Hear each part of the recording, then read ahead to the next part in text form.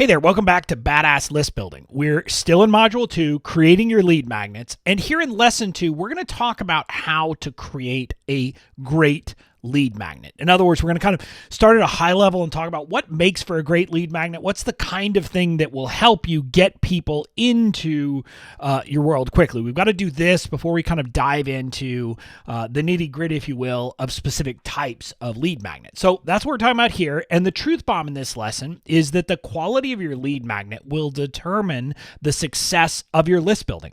So make a great one. In other words, look, you can't think that you're going to be able to build a good engaged list without putting time in to create some really great lead magnets. And so that's the big point I want you to get through. And that's why we're kind of in this lesson covering what makes for a great lead magnet. So another thing I want you to keep in mind, though, is that every business is unique. So there is no single perfect lead magnet. And this is an important concept because sometimes you'll hear people talking about, say, things like, they'll talk about a particular type of lead magnet being the best. Maybe they'll say a checklist is the best, or a quiz is the best, or a mini course is the best, or they'll say all of these different things, and they're making superlative statements about something being the best way. And what I'm going to tell you is the best way for one audience is not going to be the best way for another audience. So you need to think through what works best for your business. And here's kind of the upshot. Your lead magnet must fit your people. Not people generically, not what I tell you, not what anyone else tells you, but what your people want. And this really is the one rule that trumps all the generic advice you'll hear. In other words, you have to understand what your people want to be able to decide and kind of decipher through the different things that people are talking about. Oh, well, you should do this or you should do that. And I give this to you because I have this come up all the time when people in my coaching group, for example, ask me questions. Well, do I have to do this? And the answer is always no. You need to know your audience. And once you know your audience, you'll decide what's best. So that's the concept I want you to get. But now let's talk about some considerations about how your audience defines what you're going to create as a lead magnet to be successful. First, their journey, right? I mean, you have to understand the journey that your people are on, and then your freebie has to fit into that journey and help them solve one of the problems that they're struggling with. So you've got to understand that, and that's going to kind of guide what your freebie is, right? That's the content, in a sense. That's going to help you understand what to include, what information, what you're trying to help them solve. But understanding your people will also help you understand their preferred style.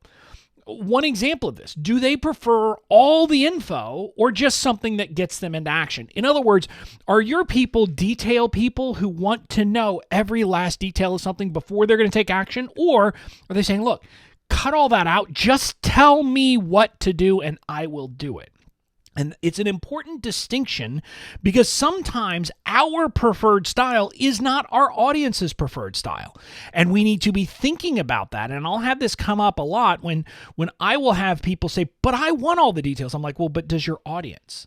And so I'll suggest to them that maybe they don't need to create a 45-page guide. Instead, what their audience wants is, a 2 to 3 page guide or a quick checklist. And you need to understand your people. But it's also, when you think about the style, you need to think about things like, do they prefer something written, audio, video? What kind of style do your people tend to like to learn information through? So you need to know those kinds of things. But you also need to know their time constraints. Your freebie needs to work within the time they have available. In other words, if you tell me that your audience are busy professional moms who don't have enough time, who are overwhelmed, if that's what you're telling me, then whatever freebie you create needs to take that into account. So it should not be something that's adding yet another time commitment to their plate that's going to make their life even more overwhelmed. So that's like one small example, but you just have to understand that some people might have a lot of time to consume a lot of information, whereas if your audience doesn't have time, make sure that what you're creating is reasonable and can be consumed with their time constraints. So that's kind of, general considerations for thinking about your people. Now that we've talked about that, now that we've kind of talked about how your people will guide the decisions you make, we're going to talk about some general principles for lead magnets and making good lead magnets. Understanding that you might decide that some of these don't apply strictly, or you might kind of make a small exception based upon your people. So we started with know your people because I want you to do that, but now we're going to go to the general principles. So the first general principle is that your lead magnet should move people forward. This is pretty simple. You need a lead magnet that's going to help people do something and kind of move forward on a journey. Your lead magnet should be one step in the journey your people are on to solve a specific problem. Now, this doesn't have to be necessarily that your lead magnet relates directly to what you sell, but the point is that it has to be something that is helping them on their overall journey from where they are to buying from you, or at least solving the problem that your paid product would help them solve. So it's not necessarily just about getting them to buy.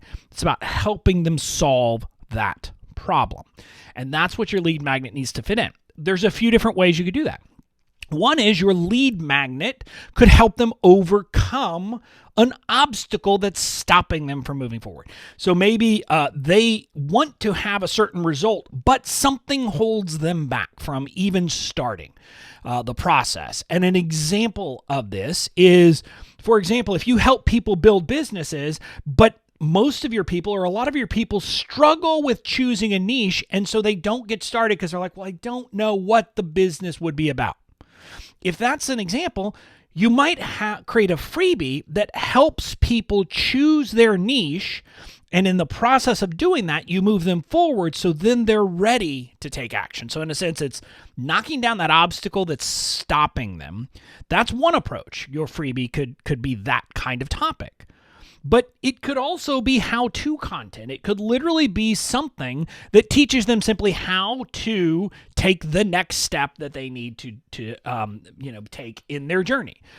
This is something that is pretty, kind of probably the most common way that people create freebies. Like they'll teach them how to do a certain thing. Like I might, for example, teach someone how to write the first email they send to their audience, their catch email. I could have a freebie about that, which would move them forward. It would give them that first piece of, okay, what do I do when it comes to writing emails? But here's another example.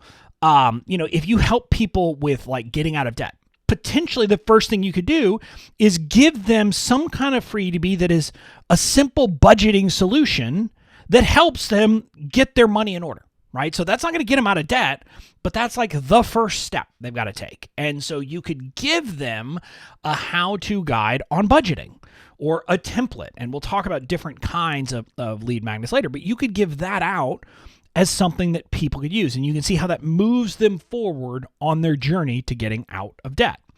So that's kind of the other way that you would generally do it. But the point of all this is just understand the journey your people are on. And when you're thinking about creating a freebie, make sure that it's something that will help people take a step forward on that journey. So it shouldn't be a tangent. It shouldn't be something else. It should be something that helps them take a step forward on the journey, the customer journey that they're on to solve the problem that your paid offer will ultimately help them solve. So the next principle, though, is that your lead magnet should be actionable.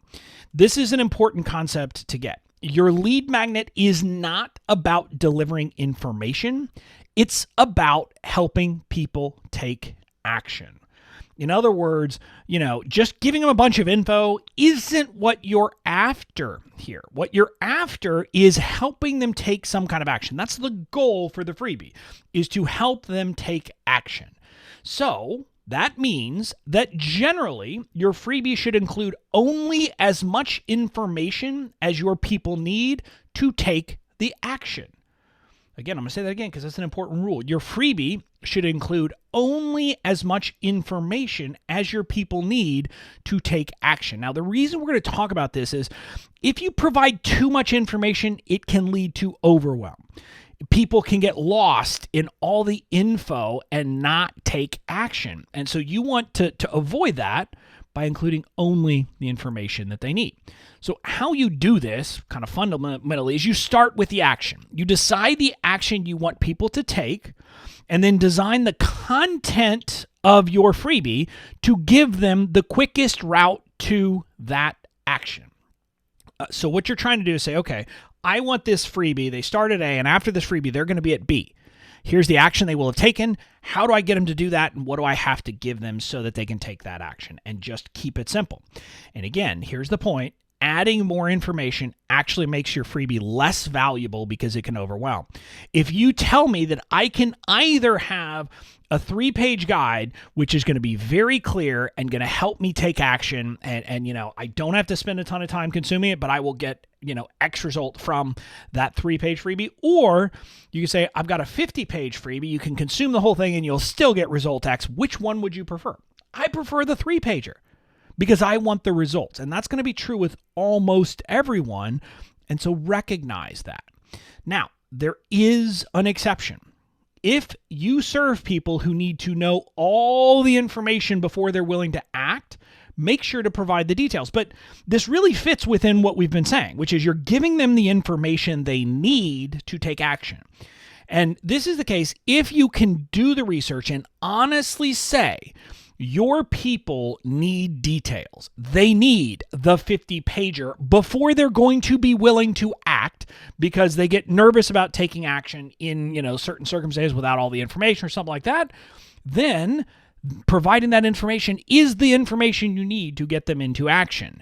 But I want you to take a second to recognize this for a second. Don't do this because you're thinking this is the exception, not the rule. And make sure that you're not looking at what you want, but instead thinking about what your people want and need, and get out of your own head on this, because I'll tell you, the chances are that adding more information is not what your people need. But if you find that you're in the exception, great. But even in that case, your freebie is not about thought leadership. It's not about making yourself, sound great or anything like that. It's about getting people results. So just make sure that that's your guiding principle in creating your freebie. And again, the kind of as you're creating it, and we'll talk about this later, especially when we're in the lesson about PDF freebies, be brutal in removing information that people don't need to keep them focused on action. Again, I want you to be brutally honest with yourself and just cut out everything that they don't need. And again, I'm not saying that people don't want that. You can have that information elsewhere, but including it in a freebie can just confuse and overwhelm and stop them from taking action because people say, gosh, I got to read this 50 pages to figure out what to do. No, I'm not even going to start. So you need to just be brutally honest with yourself and remove all the excess. So kind of that's the second principle. Make your freebie actionable and include only the information they need to get into action. Now, the last general principle I want to talk about is that your lead magnet should provide a quick win.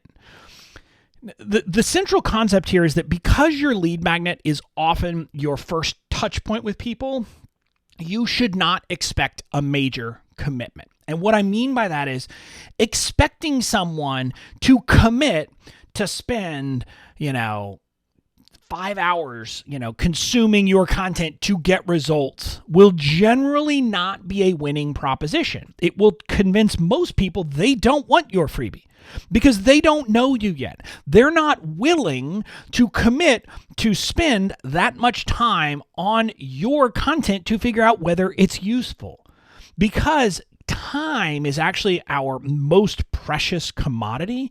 And so asking people to make that kind of a major commitment before they've gotten to know you at all can be tough. So instead, you want to go for a quick win, because helping people get a quick win will establish you as a trusted guide. And if someone says, hey, he's promising, I can do this in 5 minutes or 10 minutes or something simple like that, they're more likely to take a chance to get on your list, to try the thing and see if it works. So you generally want to come up with that kind of quick win.